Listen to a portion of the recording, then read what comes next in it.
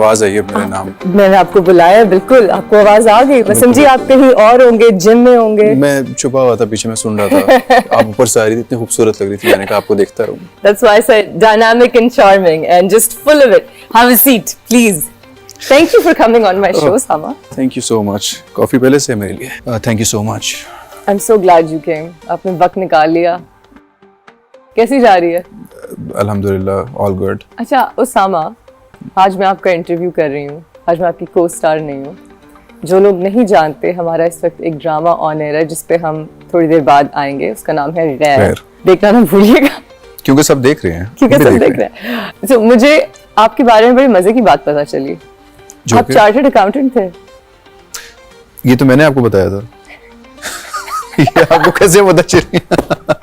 मुझे कब बताया था? बता दी बात हुई थी? ये बताया था। आपने एक बहुत एकेडमिक करियर छोड़ा और आप आर्ट्स में आ गए।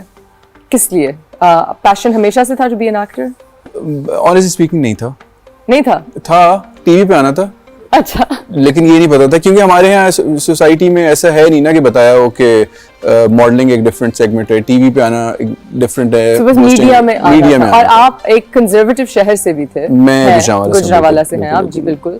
तो वहाँ पे तो नहीं है एज सच अपॉर्चुनिटीज। अब तो लाहौर में भी नहीं है उस तरह से। अब कराची में ही है अगर है तो। अब कराची में ही है जो है। कराची में बहुत लिमिटेड है, लेकिन गुजरांवाला या लाहौर, तो मैं लाहौर चला गया था 2008 में। मैं 6 साल रहा हूँ लाहौर में। अच्छा। उसके बाद फिर मैं और वहाँ पे आपने मॉडलिंग की पहले? नहीं, मैंने वहाँ पे पढ़ाई की सबसे पहले तो। अच्छा, माशाल्लाह।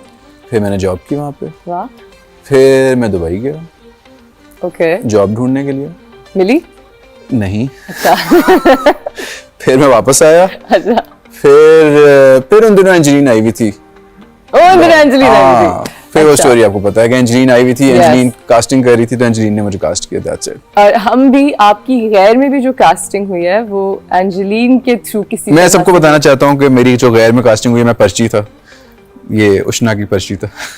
हम असल में साथ में एक टेलीफिल्म कर रहे थे। और देखिए, हमारी इंडस्ट्री छोटी सी है। जो स्क्रिप्ट किसी और को गया वो रोटेट होके हर एक के पास जाता है। सो अगर कोई कहे कि ये XYZ first choice, second choice जो भी थे ड्रामा में, तो यही सबको सब ड्रामे ऑलमोस्ट ऑफर हो रहे होते हैं। बहुत रोटेट करते हैं। सो हमारे जो हीरो थे उस वक्त, अनफॉर्चुनेटली उनकी वालिदा बहुत बीमार हो गई एंड उनको जाना पड़ा वापस। और ड्रामा बहुत देर के लिए होल्ड पे चला गया एंड वो शूट करना था और वो नहीं वापस आ सकते थे। तो हमें एक हीरो चाहिए था और हम बहुत परेशान थे। और हम जब टेलीफिल्म में मिले तो उष्णा ने मुझसे दूसरे दिन पूछा कि तुम क्या कर रहे हो।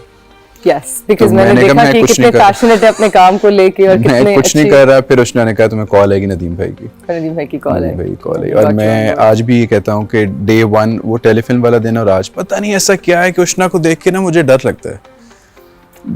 जैसे दो लोग हैं, चीज पकड़ाए मुझे मारना है इस आदमी। जैसे दो लोग हैं, एक सबा पर सबा हमीद। अच्छा। मुझे लगता है कुछ पर्सनैलिटीज ऐसी होती हैं। हो रहा है। नहीं, सबा आपा कितनी अच्छी है। सबा आपा कितनी अच्छी है। सबा आपा बहुत अच्छी है। सबा आपा के साथ मेरा ये दूसरा ड्रामा था और उसके बाद तीसरा चल रहा है। उनकी डायरेक्शन में भी मैंने काम किया हुआ है। सबा आपा लेडी वाइब्स ना। हाँ, सबा आपा इतनी अच्छी है। सबा आपा हंसती बात करती है, लेकिन उनसे डर लगता है। उनके सामने सीन करते हुए भी डर लगता है। तो एंजेलिन आई हुई थी उन दिनों। एंजेलिन आई हुई थी एंड यू स्टार्टेड। उसने एक ड्रामा एंजेलिन का चल रहा था, एक दूसरे टीवी का, उर्दू 1 का चल रहा था। तो उसने वो कास्टिंग कर रही थी, तो मैंने एंजेलिन को ऑडिशन दिया था। एक छोटा सा कैरेक्टर ही था। फिर एंजेलिन ने कहा था मैं तुम्हें रेफर कर दूंगी कराची में। अच्छा। तो एंजेलिन ने मुझे हम टीवी में रेफर कर दिया था, डिफरेंट चैनल्स पे रेफर कर दिया था। पेरेंट्स ने क्या कहा? अच्छा, बड़ी मतलब एक मेरी फैमिली मेरे डिसीजन में कभी भी नहीं बोलती, एज लॉन्ग एज मैं पैसे कमा रहा हूँ। As long as आप पैसे कमा रहे हैं, then they're happy. हाँ, they are happy. चलो माशाल्लाह। I remember आपकी अम्मा की कॉल आई थी आपको एक दफा, या अब्बू की कॉल थी? अब्बू और अम्मी, हाँ मुझे किसी की कॉल थी और आप जिस तरह से बात कर रहे थे मुझे लगा कोई गर्लफ्रेंड है। तो फिर मैं पीछे से बोलने लग गई चीजें अनकंफर्टेबल करने के लिए। नहीं, उसामा मेरे लिए आज खाना लाए हो। अच्छा उसामा, ना छेड़ो। अम्मी और अब्बू मुझे सेट पे अक्सर कॉल कर लेते हैं। And it was your father I think. और मैं फिर शर्म से डूब मरी कि मैंने क्या, क्योंकि मैं सेट पे अगर बात करता हूँ तो अम्मी अब्बू के अलावा कभी भी फोन यूज नहीं करता मैं सेट पे। मुझे लगता है काफी लोग यूज करते होंगे फोन सेट पे, लेकिन मैं बिल्कुल नहीं यूज करता। मेरे यासिर भाई को बहुत तंग किया घर में। मैं थोड़ी सी गुम थी घर में, थोड़ी सी स्पेस्ड आउट, थोड़ी सी। कभी आपको किसी ने बताया कि लाला से शक्ल मिलती है? अच्छा, शुरू में जब मैं कराची आया था तो बहुत से लोग मुझे देख के ऐसे कहते थे, मैं उस पर खुश हो जाता था। काफी शक्ल मिलती है माशाल्लाह। लेकिन वो भी हमारे शो पे आए थे। लेकिन मैं कभी मिला नहीं उनसे। कहीं मिले नहीं, चले मैं इंशाल्लाह कभी मिलूंगा तो उनसे पूछूंगा।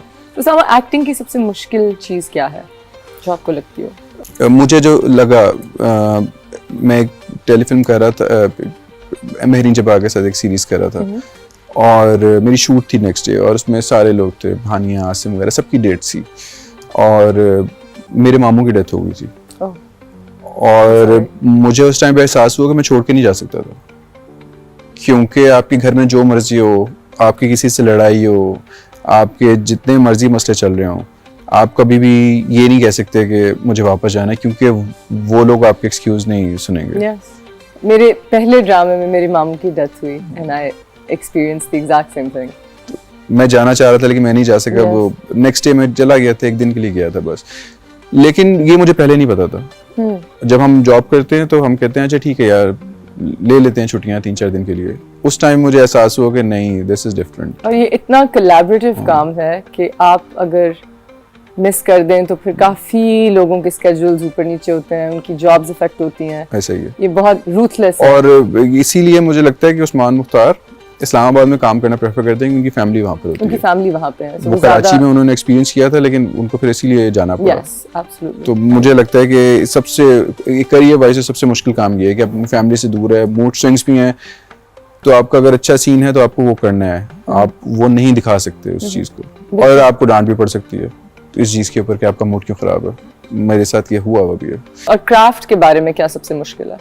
सबसे मुश्किल क्राफ्ट के बारे में मुझे ऐसे लगता है, अच्छा शुरू में जब मैं कर रहा था तो मैं ज़रा ज़्यादा मल्टीपल ड्रामास कर रहा था, तो फिर मुझे एहसास हुआ कि एक ड्रामा ही करते हैं, वन एट अ टाइम, वो ज़रा ज़्यादा आसान होता है। किसी और में आपका कैरेक्टर कैरी करना वो सब कुछ ज़रा मुश्किल होता है। तो यहाँ पे आके अब ये हो गया कि अब मुझे लगता है कि इतना फील नहीं होता। अगर आपको मुश्किल पूछे तो मुझे नहीं लगता है कि एज सच मुश्किल होता है। इमोशंस को कैरी करना वो एक अलग चीज़ होती है जी। वो मुझे लगता है सभी एक्टर है तो कर ही रहे होते हैं। That's a nice, that's an interesting approach. Okay, well on that note, हम एक छोटी सी break ले रहे हैं. We'll be right back with Osama Khan. Welcome back everyone. We're here on After Hours with Osama. आपने भी एक फिल्म की, आपकी जो डेब्यू फिल्म है, बहुत मुबारक हो, नायाब। Thank you so with much. the very talented Yumna Zaidi. अब वो एक फीमेल सेंट्रिक फिल्म है। It's a women, उसका जो बेसिक थीम है women's empowerment है। आपने क्या सोच के ये रोल लिया है? कोई बहुत सोच समझ के इसको साइन किया कि अच्छा, मैं जिस शहर से हूँ ना, मैंने इसका जवाब दिया था कहीं और, शायद मिस हो गया, लोगों ने सुना ना हो। मैं जहाँ से हूँ वहाँ पे मैं देखता हूँ कि छोटे शहरों का सबसे बड़ा मसला क्या होता है। बड़े शहरों में, जब मैं कराची गुजरांवाला से लाहौर गया तो मैंने सबसे पहले चीज़ क्या देखी कि ट्रैफिक है, सिग्नल पे लोग फंसे हुए हैं, गाड़ियाँ जा रही है, बच्चों को ड्रॉप करने जा रहे हैं। जब मैं कराची आया तो और मसरूफ जिंदगी, औरतें ड्राइव कर रही है, वुमेन एम्पावरमेंट जरा यहाँ पे आप शहरों में जरा ज्यादा देखते हैं एज कम्पेयर टू बड़े शहर लिबरल ज्यादा होते हैं। तो गुजरांवाला में आप क्या देखते हैं, बच्चे चने लेने जा रहे हैं, दही लेने जा रहे हैं सुबह नाश्ते पे, लेकिन आप ओवरऑल नहीं देखते। मैं उस शहर से हूँ, मैं सबको कहता हूँ कि ऐसे नहीं होना चाहिए कि अगर बीवी के सर में दर्द भी हो रही है ना तो वो अपने शौहर को बताएगी, और अगर शौहर का मूड खराब है तो उसको हॉस्पिटल नहीं लेके जाएगा, जो कि ये एक हमारे बेसिक राइट्स तो है ना। आप तो बिल्कुल इंडिपेंडेंस छीन लेगी। हाँ, मतलब इतनी तो देनी चाहिए ना, कि देनी तो खैर मैं कहता हूँ देनी क्या बात होती है, उनकी अपना राइट है, बेसिक राइट है। तो मुझे ये, जब मैंने स्टोरी पढ़ी तो एक लड़की की कहानी थी जो कि कैसे बैकग्राउंड से आई थी, जिसके बाप ने भी उसको सपोर्ट किया, जिसके भाई ने भी उसको सपोर्ट किया, और मुझे लगता है कि मैं भी ऐसा भाई हूँ जो अपनी बहन को सपोर्ट करूँ, या मेरे अब्बू ऐसे बाप हैं जो अपने बच्चों को सपोर्ट करें या अपनी बेटियों को सपोर्ट करें। मतलब मेरे अब्बू ने हमेशा ये कहा है कि अगर बेटी ड्राइव करना चाहती है तो इट्स ओके करे, जॉब करना चाहती है तो औरतें पढ़े। मेरी बहनें दोनों पढ़ी, और इसके क्योंकि उन्होंने कहा कि जॉब करना चाहती करें। तो मुझे लगता है उस शहर का ये बहुत बड़े मसले हैं, और फ्यूचर में मुझे लगता है कि ये वाली चीजें मुझे ज्यादा तंग करती हैं, और फ्यूचर में इसके लिए मुझे कुछ करना चाहिए। So, आप बहुत and this is also, I mean, हमारे नबी पाक सल्लल्लाहु अलैहि वसल्लम ने भी यही कहा ना कि you have to empower your women.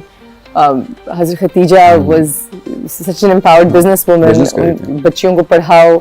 So I think आप एक रिलीजियस पर्सपेक्टिव से भी देखें तो आपकी सोच बहुत खुली है माशाल्लाह से, बिल्कुल एंड ऐसे I am very proud of you. लेकिन और मुझे मैं तंग होता हूँ वहाँ जाके जब कोई बात करें कि